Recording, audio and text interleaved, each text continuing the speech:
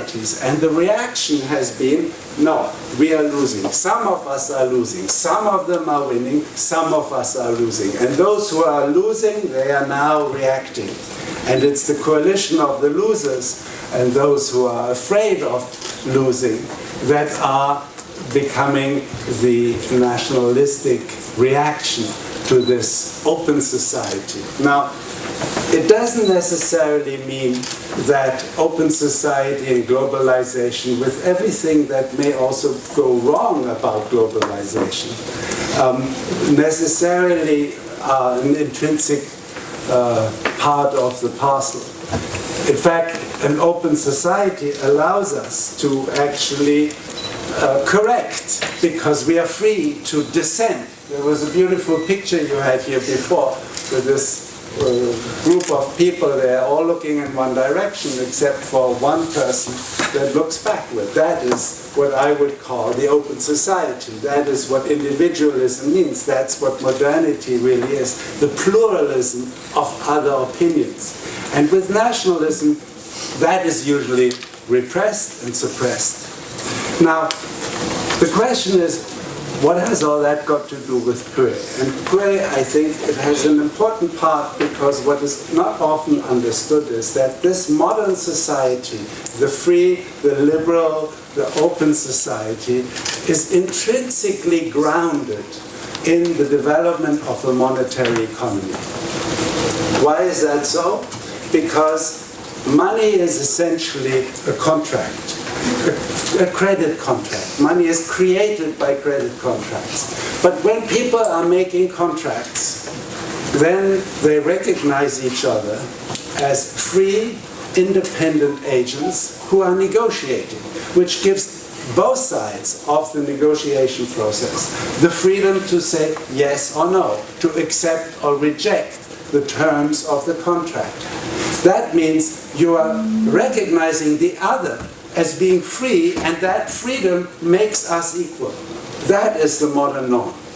That's different from the traditional hierarchical society. Take India with the caste system, where the model of allocating resources is according to status, according to tradition and hierarchies and so on. So the modern economy with money and credit is actually constituting and generating individuals as free and equal.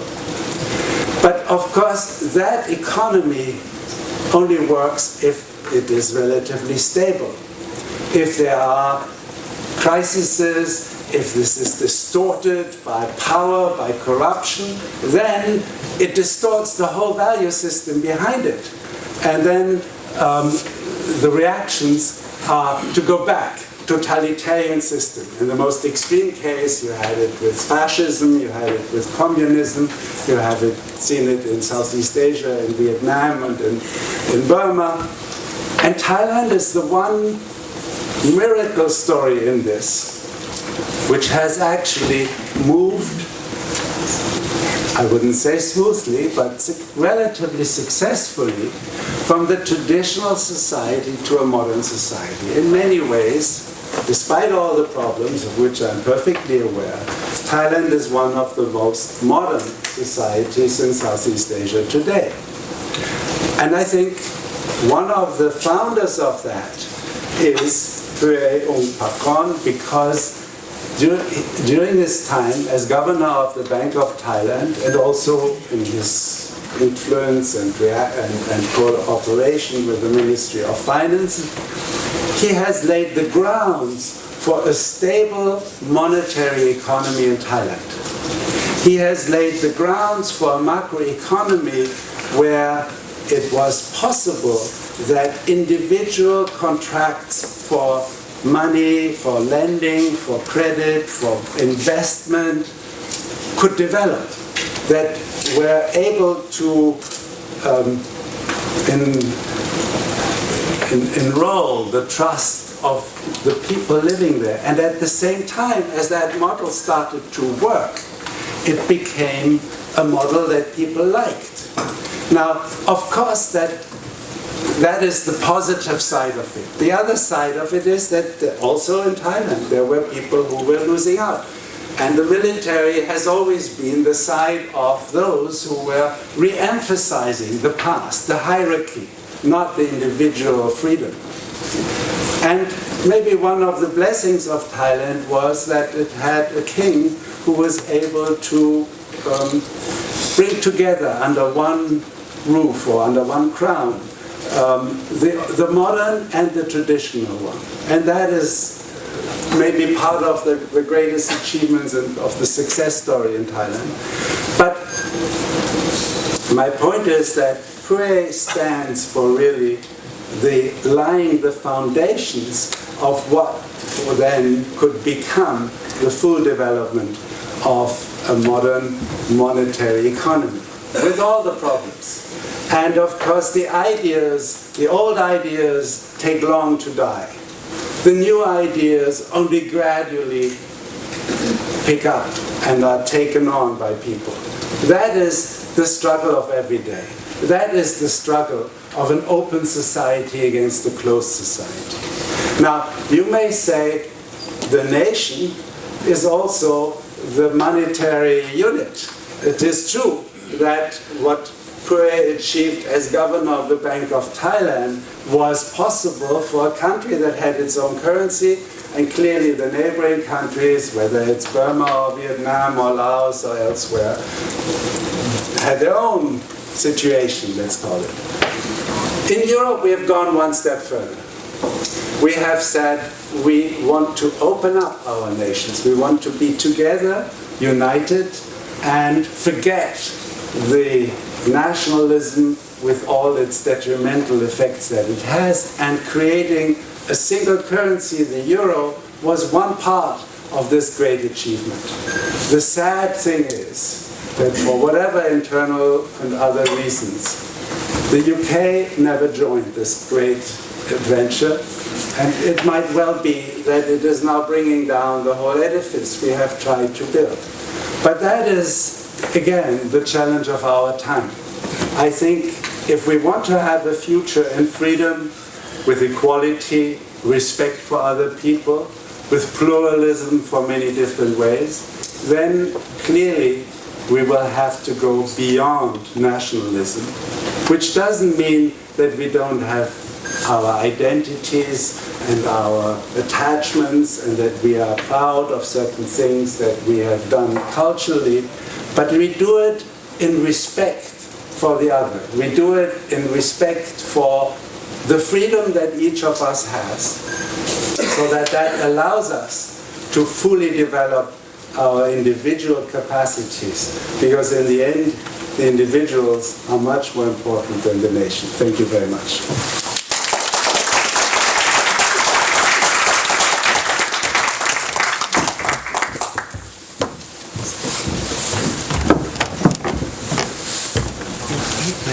Thank you so much, Professor Stefan. Stefan is currently a professor of political economy at Samkoses School of Advanced Studies, PISA, as well as the International Chief Economist of Central Europe. And he was previously a professor at LSE as well as Harvard. Our next speaker today is Dr. Varakorn. Dr. Varakorn currently serves as president of the Electric Government Agency and the neighbouring country's Economic Development Corporation Agency. In the past, he has played a major role in monitoring the education sector of Thailand, as well as implementing various education policies as former Deputy Minister of Thailand in 2007. Please give a warm welcome.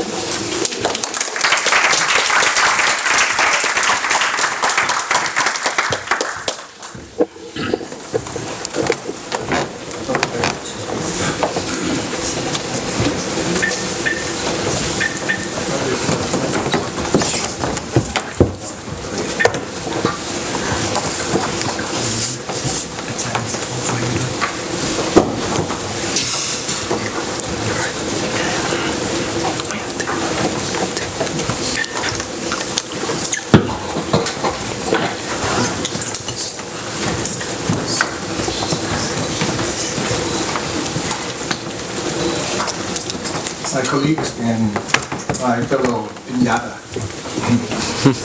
Good afternoon. When I first accepted to be a part of this event, I didn't realize that it would be this prestigious. But I couldn't back down since Lalit is a daughter of my personal doctor. I realized that if you make the daughter of my personal doctor unhappy, it would be so, yeah, gentlemen, I try to talk on the topic which is not, would I say, not my cup of tea, but I try my best. I wouldn't take long, as the Henry VIII said to his wife, since if I take longer than 20 minutes, I may miss my flight. I start now. Could I spend time on three topics? One is the word patriotic and nationalistic has come to my mind when we talk about nationalistic. And second one, as we celebrate the centennial anniversary of Dr. Puey, I try to address something on Dr. Puey thinking. And lastly, on nationalistic education. I try to find a definition of patriotism, and the first one I found is an emotional attachment to a nation with an individual recognized as his homeland. It's a national feeling, national pride, and can be viewed in terms of different aspects relating to one's own nations. And the ethics,